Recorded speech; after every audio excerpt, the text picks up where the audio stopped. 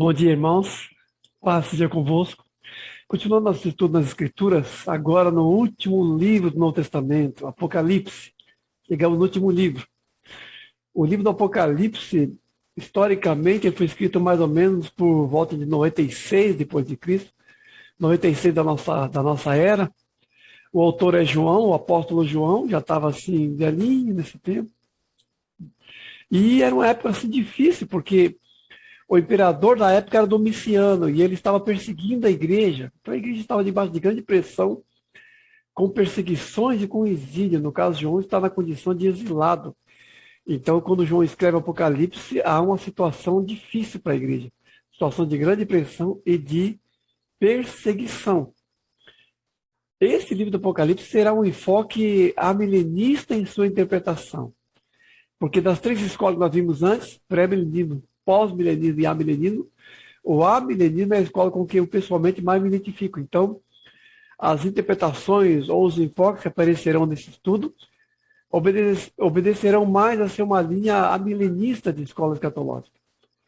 E nessa visão, o Apocalipse ele não é apenas linear, mas ele é linear e cíclico.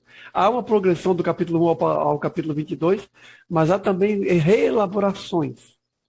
O Apocalipse não é rigorosamente linear, mas é linear e cíclico, com várias visões circulares, de certa forma, tendo um sentido dentro de um termo geral, com reelaborações, com reinterpretações e reelaborações, e não apenas começo, meio e fim, mas também reelaborações. Cíclico também.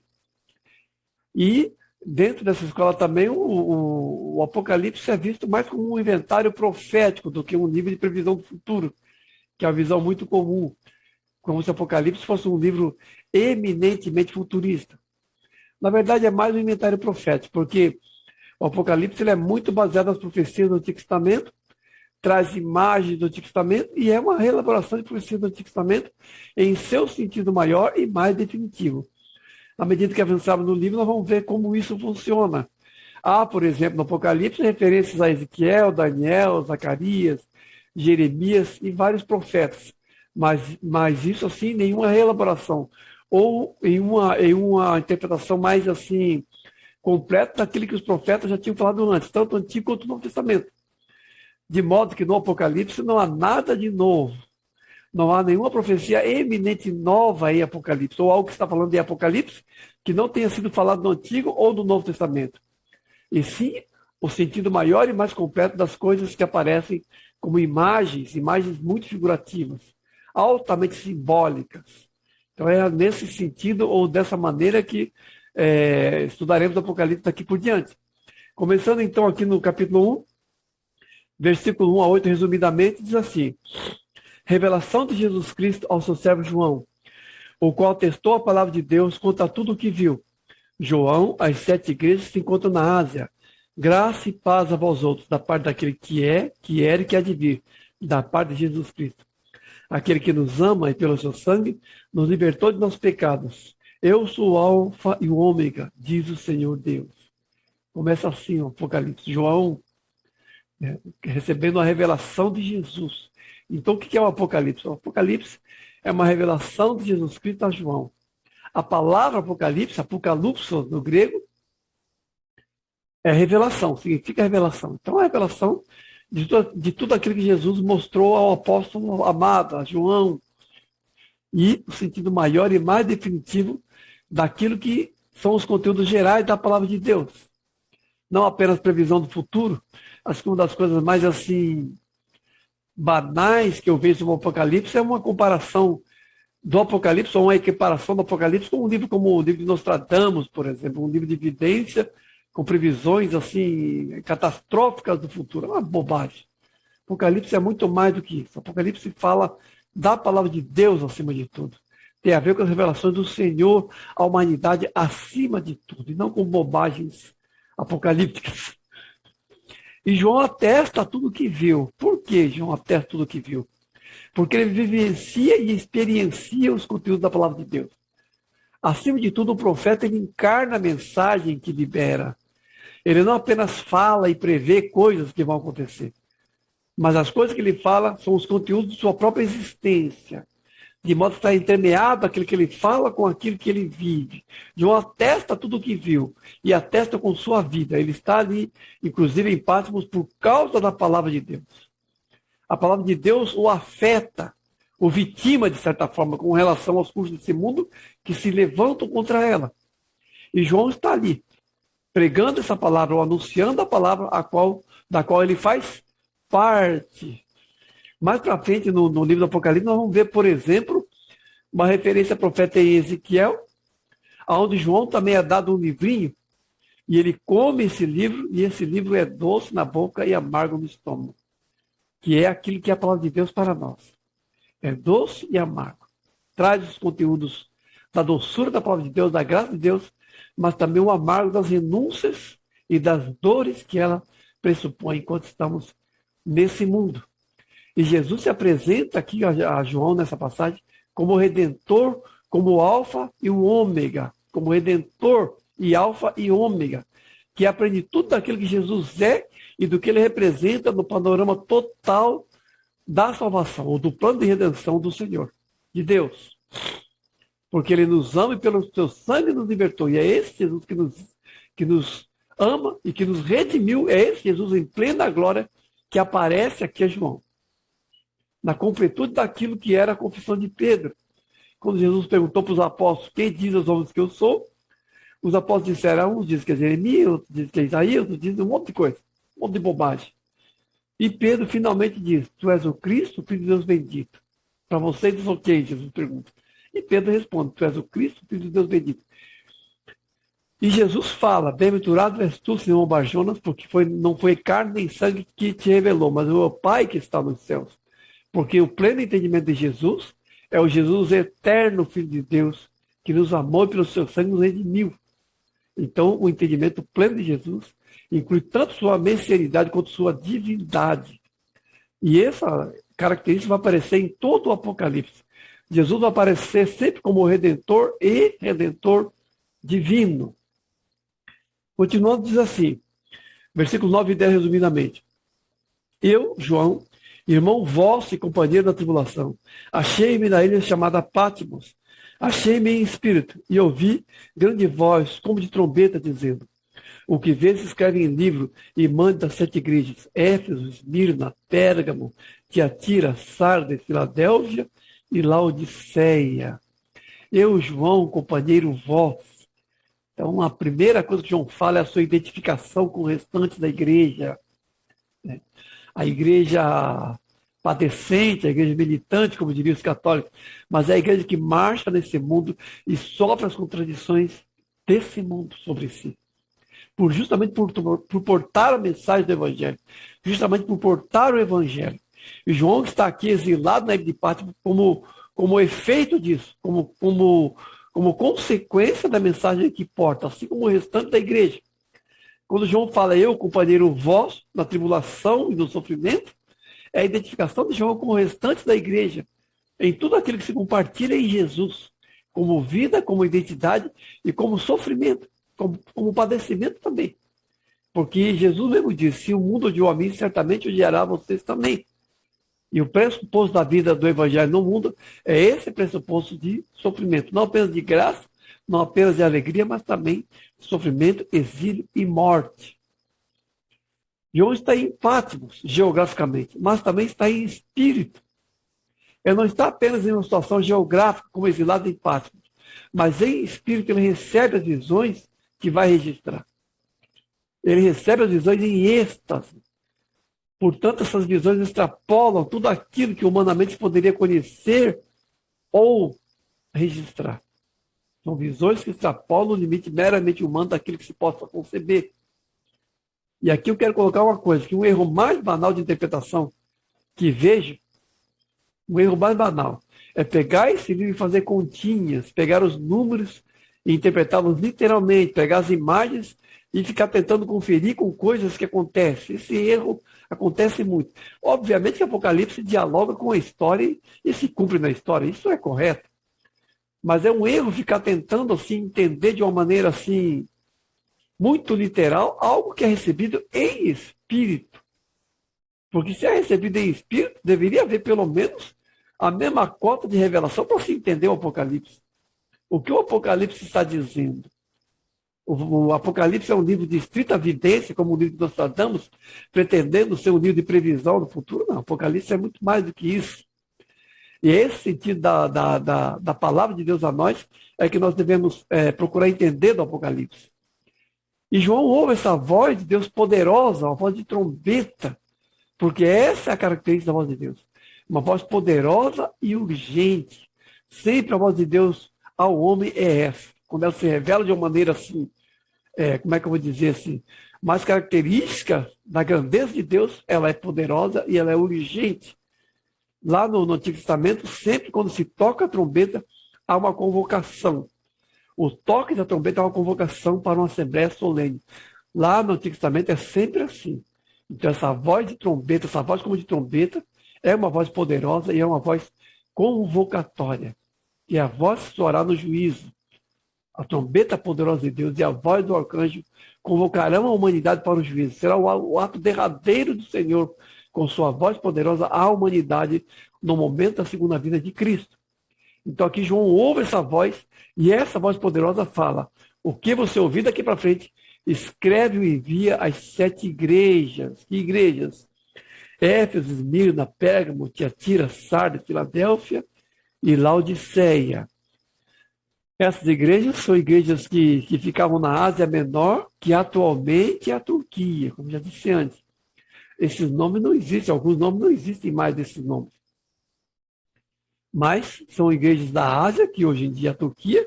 A Ásia Menor não é a Ásia que nós temos hoje em dia, a Ásia que nós entendemos hoje em dia é a China, é o Vietnã, é o Japão. É uma outra coisa a Ásia hoje em dia. Naquele tempo, a Ásia Menor era o que nós chamamos hoje em dia de Turquia. Isso geograficamente. E João endereça o Apocalipse inteiro a essas igrejas. Não é como se no Apocalipse houvesse um fato que acontece do capítulo 1 ao capítulo 3 e do capítulo 4 em diante começa a acontecer uma outra coisa, segundo a interpretação comum. Porque, segundo a interpretação mais comum, é como se o capítulo 1 ao 3 fosse fatos e do capítulo 4 em diante, como não aparece mais o vocábulo igreja, então a igreja não está mais. Ou seja, capítulo 1 ao 3 é antes da grande tribulação e capítulo 4 em diante é depois da grande tribulação. Esse é uma interpretação comum. Mas não. Capítulo 1 ao 3 é a palavra de Jesus dirigida diretamente àquelas 7 igrejas em suas circunstâncias específicas.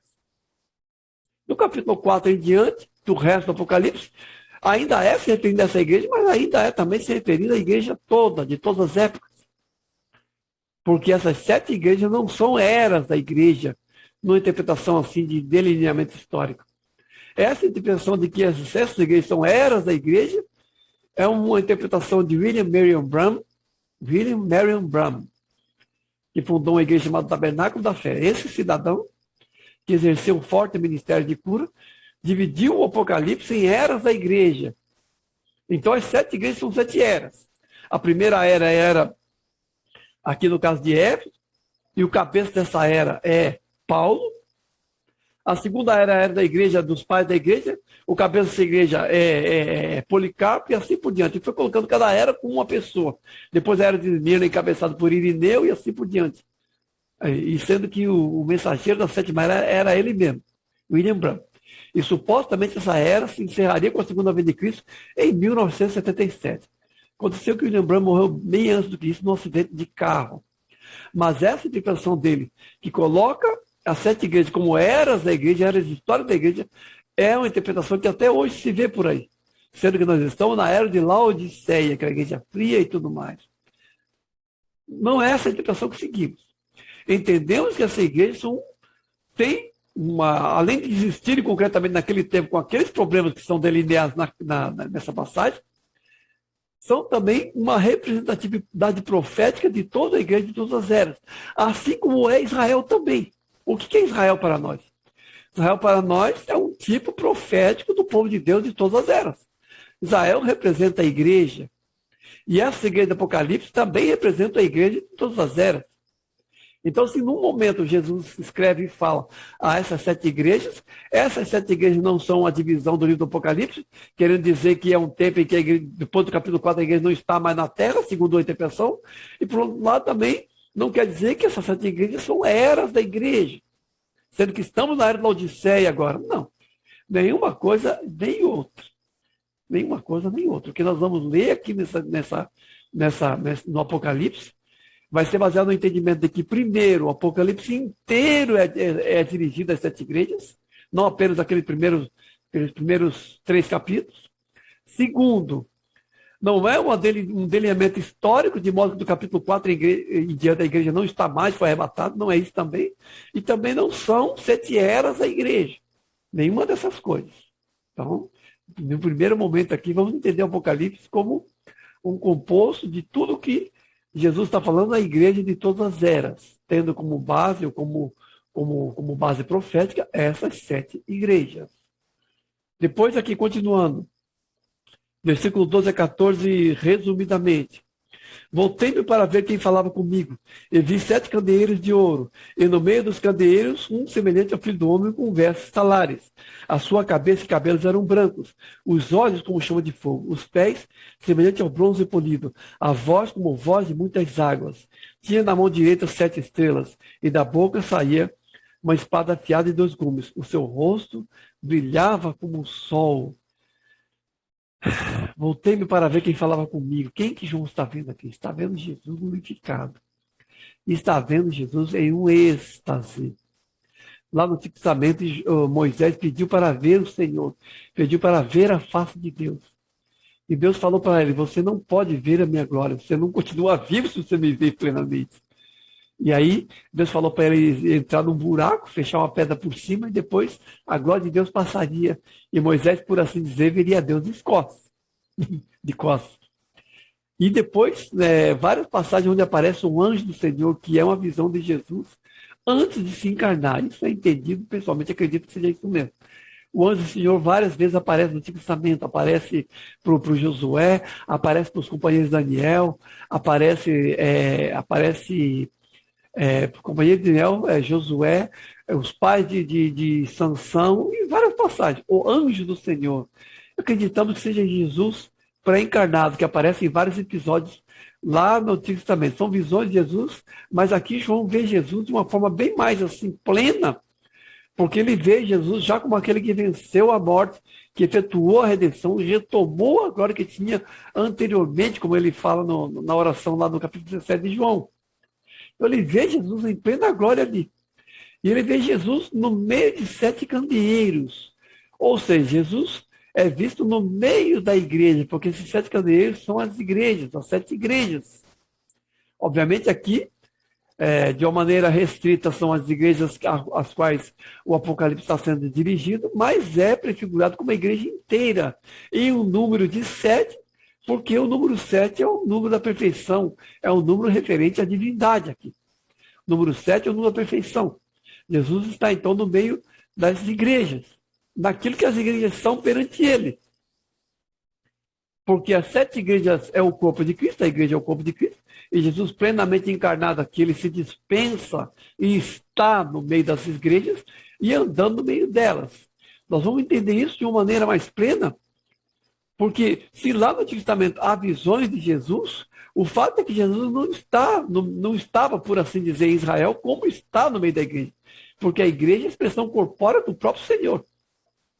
Lá em 2 Coríntios 6,16, se fala que Jesus está no meio da igreja, uma promessa lá do Antigo Testamento. Andarei no meio de vocês, serei o seu Deus e vocês serão o meu povo. Mas essa promessa ela é cumprida plenamente na igreja.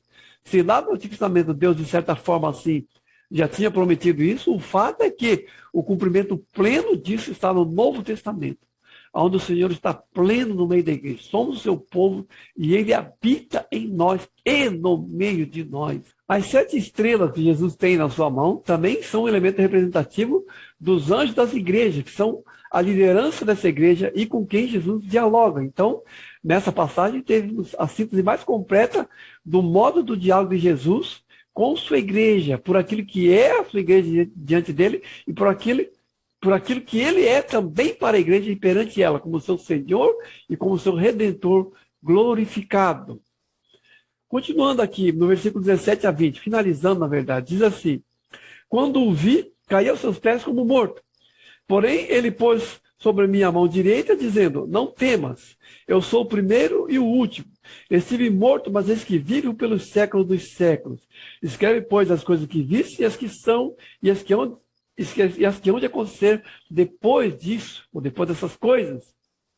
Quando João vê Jesus dessa maneira, ele cai como morto. Ele está assim subjugado pela glória dessa visão. Ele está em espírito e mesmo assim há um impacto tremendo da visão de Jesus glorificado. Uma visão tremenda. Daniel também, assim, várias passagens, assim, ele vê também e passa mal em algumas passagens. Ele fica assim, enfermo até pelo impacto das visões que vai receber. E é muito significativo isso, porque às vezes nós vemos pessoas atualmente tendo visões de Jesus, do céu e do inferno, tudo quanto é coisa. E, infelizmente, uma coisa assim até banalizada, coisas que se falam por aí de visões de Jesus, de visões de coisas de Deus, sinceramente, eu julgo por aquilo que os personagens bíblicos, apóstolos, profetas, também tiveram algo semelhante e teve determinado impacto sobre eles. Pessoalmente, eu discerno algumas coisas que hoje em dia escuto como revelações de Jesus na base de uma passagem como essa, por exemplo, onde há um tremendo impacto, há um tremendo, assim, as pessoas são assim, tocadas profundamente. E o Senhor tem que chegar a João e dizer: não temas. O impacto da visão de Jesus glorificado é tão grande sobre João que Jesus tem que recompô-lo, porque ele está assim, decomposto com aquela visão, está assim, subjugado pela glória daquela visão. Porque o Senhor é um Senhor que ama, nosso Deus é um Deus que ama. E de maneira nenhuma ele quer dialogar conosco na base do nosso medo, da nossa insegurança. Ele quer dialogar amorosamente conosco. Se a sua glória nos subjuga, ele não quer que tenhamos esse medo. Que tenhamos temor do Senhor e não medo. É isso que o Senhor quer, principalmente. Seu diálogo é eminentemente amoroso. E o único temor do Senhor que devemos ter é o temor de reverência e de obediência, não o mero medo puro e simplesmente. Quando Jesus fala com João, ele diz: eu estive morto. Ele diz assim: estive morto, mas eis que vivo pelo século dos séculos. Então, durante todo o Apocalipse, vai haver sempre essas duas coisas: a messianidade de Jesus e a sua glória, uma como base da outra. Estive morto, mas eis que vivo pelo século dos séculos. Por quê? Porque o Senhor venceu a morte e nos possibilitou a vida através de sua missão redentiva. Então, esse é um Deus amoroso que dialoga conosco dessa maneira. O Jesus glorificado é o Jesus que vence a morte e possibilita a vida eterna. E tudo que João vai escrever é para testemunho das coisas que eram, que são, que haverão de ser. É por isso, inclusive, que o Apocalipse não é um livro de vidência e previsão do futuro, porque o livro do Apocalipse atesta as coisas que são, que eram e que haverão de acontecer. Então, a síntese geral profética do Apocalipse embarca as dimensões de passado, presente e futuro. É dessa maneira que Apocalipse vai delinear suas visões, e é desse modo que o Senhor dialoga com o seu servo João, em plena glória com o seu servo João e com a igreja, em plena glória como nosso Redentor e nosso Senhor. E é conosco esse diálogo aqui, não apenas com João e com a Santa Igreja, mas comigo e com você e com todos nós, como igreja. Bem? Deus abençoe, irmãos.